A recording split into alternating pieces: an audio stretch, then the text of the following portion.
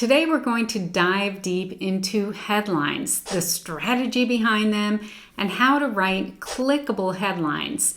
By the way, if you leave me the words headline tool in the comments, I'll share a link to my favorite headline tool. I use it for all the headlines I write. I'm Pamela Wilson, and I coach people in mid-career to build profitable online businesses.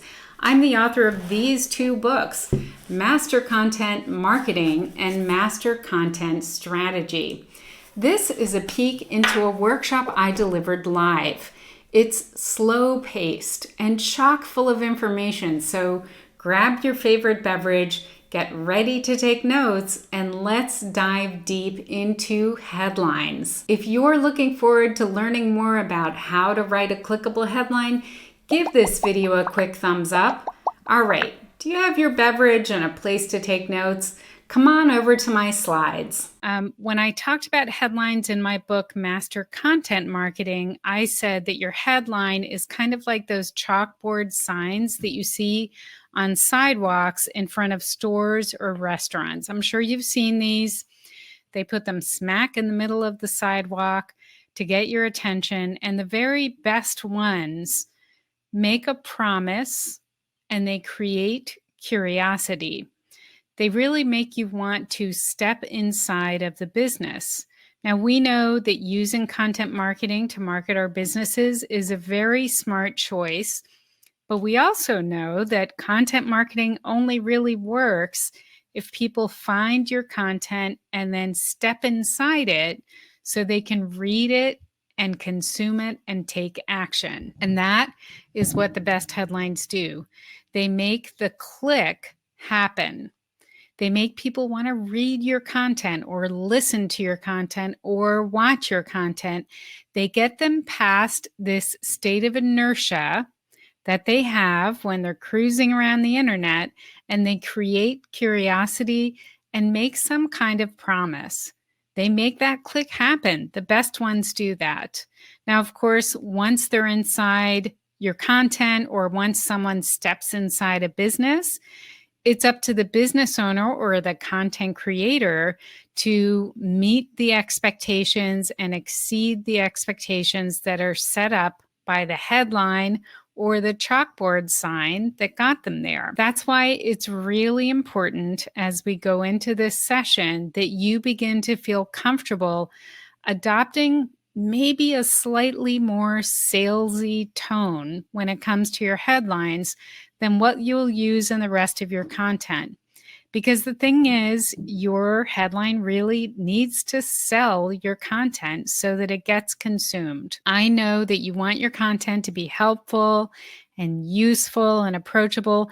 That's what we all want. But if you work hard to make sure all those things happen in your content and then no one reads it, what's the point of creating it? What I want you to think about is you are going to become the advocate for your content with your headline. A strong headline can do that. It's out there in this very high traffic, busy environment, which is the internet.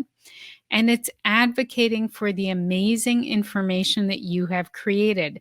It is selling it to a certain extent, and it's okay if it sounds like it's selling it because that is its job.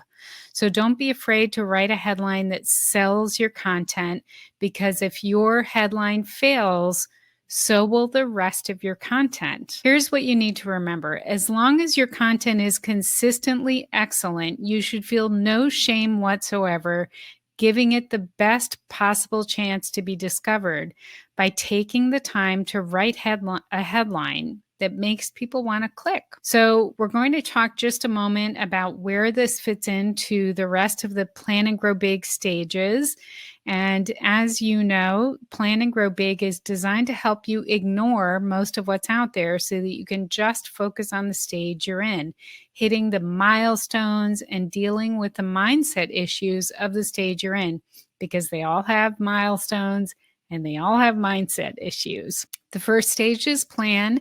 And in the plan stage, we are planning our brands, we're planning out our offers, we're doing a lot of thinking and less doing in this stage.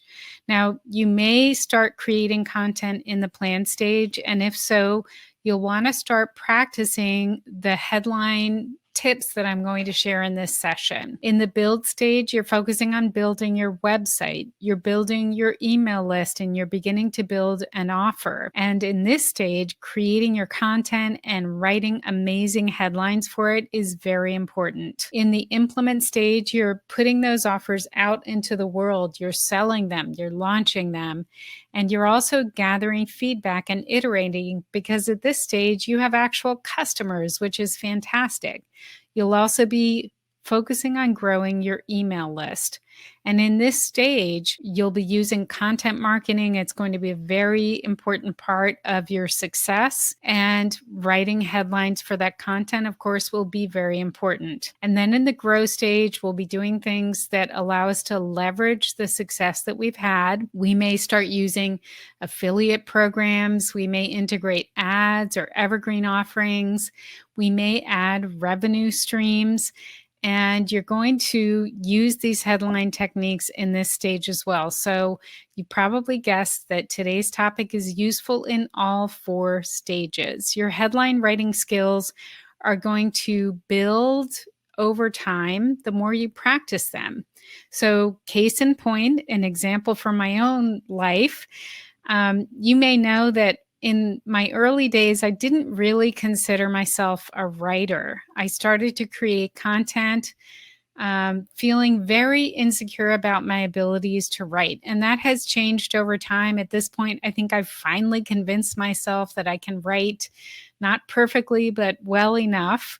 But in the early days, I didn't feel confident at all. And I used to have to write 30 to 40 headlines before I found a good one. And now I only have to write 7 to 10. So this is an improvement. We do get better at this over time. Here's what we're going to be talking about today. We'll talk about the different roles of content headlines and sales page headlines. They are 2 different animals, and I don't want you to get them confused. We're focusing on content headlines today, but I'm going to explain the difference. And then I'm going to share some go-to content headline formulas that should work for you as soon as you plug in your own information. And then I'm going to talk about how you can use headline best practices to write compelling subheads. Before we start on these different sections, though, I want to just take a moment to share a word about developing your headline writing skills. It's actually a few words, okay? So the first thing I want to recommend is that you plan to write lots of headlines. I just mentioned 30 to 40. This is one of the big tricks, that you write a lot of headlines, because your first headlines are going to stink. They are not going to be good. They'll tend to use a lot of cliches. You'll be kind of recycling ideas that you've already seen somewhere. And you want to get those out of your brain and out of your system just by writing them out. You want to get them out of the way so that you can get to the good stuff, which tends to happen toward the end of this long list of headlines. So I recommend that you write a lot of headlines and you keep going until you get all the bad ideas out of your head and you hit the good stuff. I also want to recommend a headline grader. These tools, they can help. They are not perfect. It's machine learning that's grading your headlines. It's not a person, so of course it's not perfect. What I like about them, though, is they add this element of gamification to the process. They add this element of, okay, I got this score. Let me see what I can do to up my score. And what's interesting about that is you just end up writing more headlines. And going back to the first bullet point on this slide, writing a lot of headlines is the trick to hitting on a headline that actually works. So let's talk about tools that it's good to have on hand when you're writing headlines. I recommend that you have blank paper. Now, this does not mean it has to be a tangible piece of paper and a pencil that you write with. If you like that, do that. But your blank paper could also just be a blank text document. It's whatever works for you. It could be real, it could be virtual. I also recommend that you keep a thesaurus on hand. And a thesaurus can be really useful because as you plug in the word you're thinking about using in your headline, it can spark ideas for different words, sometimes more interesting words. It will also help you to avoid cliches. So, if the first word that pops into your head to describe something is kind of a cliche, you can plug that cliche into your thesaurus and just come up with a better word. I also recommend that you have some kind of headline inspiration, but there are a lot of those floating around on the internet, a lot of PDFs you can sign up for and download, and they'll give you a bunch of different formulas. And I think in the early days, especially, those formulas can be really helpful. So it doesn't mean that you copy them, but even just seeing them can help jog your thought process and get you thinking about different ways to say what you want to say. And then finally, I've had pretty good luck using a timer. So what you can do is kind of challenge yourself. Set a timer for a certain amount of time, maybe it's 10 minutes or 15 minutes, and just see how many headlines you can get written in that amount of time. Again, it's kind of adding an element of gamification, and that can make the process feel kind of fun and go fast. All right, I promised to talk to you about content versus sales page headlines. There is a difference between these two, and I want to go over it so you can understand this difference. Content headlines are how you are going to draw readers or listeners or watchers to your content, and you're going to encourage them to consume it. They are used very differently than sales page headlines. Content headlines are designed to draw attention. They're also designed to stand alone because oftentimes on social media, your content headline is the link that people see to your content. So they are meant to represent your content and draw attention to it. They also end up being kind of an advocate for your content. Like we said, they sell your content. They're out there on the web selling it. And the ultimate goal of a content headline is a click. A sales page headline is slightly different. The sales page headline is at the top of a sales page. The idea is to keep attention on the page that people are on. It's part of an overall sales message, so it needs to be cohesive with everything else that's stated on the page. But the sales page headlines advocate for the sale, and the ultimate goal of a sales page headline is a purchase, not a click. So it's very different. It's a very different destination. They have different purposes. What we are going to be focusing on today is content headlines. So let's dive into go-to content headline formulas that I want to share with you today. I want you to keep your ideal customer in mind. Your ideal customer should be front and center because you want to make sure when you're using headline formulas that you use language that resonates with your ideal customer. Now, if you're not sure what your ideal customer is thinking about or talking about, or even the words that they use, I recommend that you seek them out on social media. Look for them in the comments on your blog and get to know how they talk about your topic. This is really important because you want to make sure that even if you're using a formula, that the words you use make sense to the person you're trying to attract to your piece of content. Let's start with 3 different kinds of headlines that I want to share with you today. The first is a list headline, and you have seen these because they usually start with a number. What's great about list headlines is that they are specific. They promise a specific amount of information, and they also make a promise that that information is going to be digestible.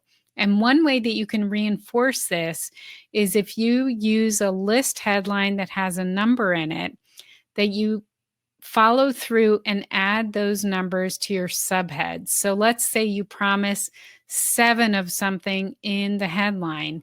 You make sure that you have numbered headlines within your piece of content that go all the way up to 7. So number 1, subhead number 2, subhead number 3, subhead, and so on. This can really help the person to digest the content you're giving them. It also gives them this wonderful sense of accomplishment.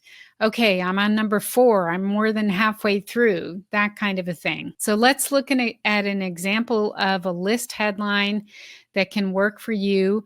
And this one says, X surprising tips that will transform your approach to blank. So here's how you use this. Wherever you see an X, that's where you're going to put a number. And wherever you see a blank, you're going to put your topic. So let's see what that looks like now that you know what information you're going to plug into these different blanks within your headline formula. Let's see what that looks like, how this headline could be used if you have a site that shares diet and recipe ideas. This formula could say 8 surprising tips that will transform your approach to Sunday dinner. That's a great use of this headline. And frankly, I want to read that piece of content. Let's imagine, though, that you have a different site. You have a site that appeals to CFOs, so chief financial officers. You're writing content for people who have the title of chief financial officer. Your headline could say 7 surprising tips that will transform your approach to cash flow. That's something that's going to appeal to this audience. And you can see these formulas are pretty versatile because we've used 2 completely different businesses here. The next one I want to talk about, the next headline type, is the how-to headline. These are great because they're very empowering. They promise a result and they sort of empower the person who's consuming the content. You're letting them know that you're going to teach them something, and they're going to know something once they finish your content that they didn't know before. So one example of this is how to achieve this desirable result in less than X minutes a day. So obviously, achieve this desirable result is going to depend on your topic. But think about a desirable result within the sphere of your topic, and you're going to plug that into this blank. Let's see an example. Let's imagine that you have a fitness website. So your headline might say, how to tone your arms in less than 8 minutes a day. Again, a piece of content that personally I want to read, right? So let's imagine something different. Let's imagine that you are writing content for freelancers. You might say how to double your client list in less than 15 minutes a day. So the desirable result is double your client list and less than 15 minutes a day. Again, I'd like to read this. This sounds interesting. Okay, let's look at one more content type and one more headline type that will work as a formula for that content, and it is called the transformation headline. Transformation headlines work and are compelling because they kind of take the reader from point A to point B. They promise a change, and they promise some kind of improvement, some kind of transformation. And normally when you're talking about a transformation, you almost always add some kind of story. So your reader might anticipate that they're going to read a really interesting story, and they might be interested to find out more. So let's look at the formula for this kind of headline, and it is how I went from failing at topic to earning X as a topic expert. Now, these are flexible, so I want to show you how I've used this formula in a couple of different headlines. Let's imagine we're writing content for copywriters. So rather than say failing at, I'm using the phrase copywriting newbie. How I went from a copywriting newbie to earning $20,000 per month as a pro copywriter. So again, flexible. You don't have to say failing at. You can say something that connotes someone who is not doing well at the topic, and then at the end of the headline, they're doing really well. That's the transformation that we want to talk about. Here's another example. Let's say you have a website about careers, how it went from failing driver's ed to earning $100,000 a year as a stunt driver. That's a pretty big transformation. In this section, I want to talk about how to write really great subheads. Subheads are so important as a part of your content. They're kind of like signposts in the middle of your content that help people to understand what they're reading as they go along. They sort of announce what people are going to find in each section, and they keep the reader hooked. They keep them engaged. Now, if you are a podcaster, your subheads might sound more like podcast breaks. It may be an introductory sentence that you say before different parts of your podcast. So, for example, next, we're going to talk about a writing warm-up exercise that will get your creative juices flowing. In a written piece of content, your subhead might be a writing warm-up exercise that will get your creative juices flowing. But in your podcast, you make it a sentence to introduce that section of the podcast. In a video, it's the same kind of thing. In some cases, the subhead actually appears as an overlay on the video screen or a title card to help break up the video content. Subheads are really important. In written content or in any content, they break it down into smaller, more digestible chunks. What I recommend that you do is, now that you've written a lot of headline ideas, you can basically pull from some of the ones that you don't end up using and use those as subheads in your content. Your headline ideas are going to be talking about your content, so just pull from them and use the ones, kind of recycle the ones that you haven't used as the headline for your piece of content to create a really compelling subhead for your content. And as I'm showing you here on this slide, if you decide to use a numbered headline at the top, make sure you follow through and add those numbers to your subheads, because that's going to give people this sense of accomplishment that they're making their way through your content. Let's review what we went over. We talked about content versus sales page headlines. And what I talked about is that the ultimate goal of a content headline is to get a click. You want to draw attention to your content.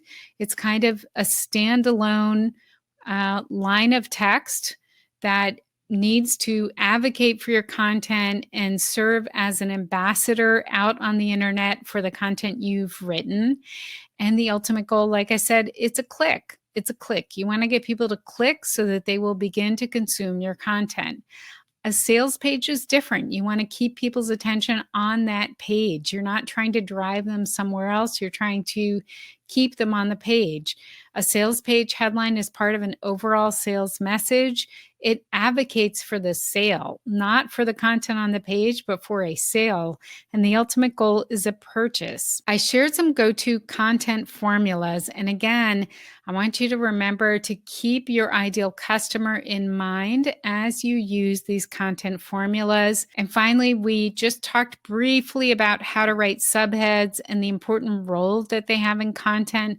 Subheads help to pull people through your content. They're kind of like signposts that direct people through the content so that they know what they'll find in each section. And they keep people engaged and consuming, which is really important. I wanted to let you know that my book, Master Content Marketing, offers 50 headline templates that you can use to jumpstart your headline writing process. Master Content Marketing is a great book if you want to learn how to create content marketing, especially if you don't consider yourself a born writer by nature. Master Content Strategy is for you if you have the basics of content creation down pat and you want to become more strategic about how you use your content marketing to grow your business. Check them both out at the first link in the description below.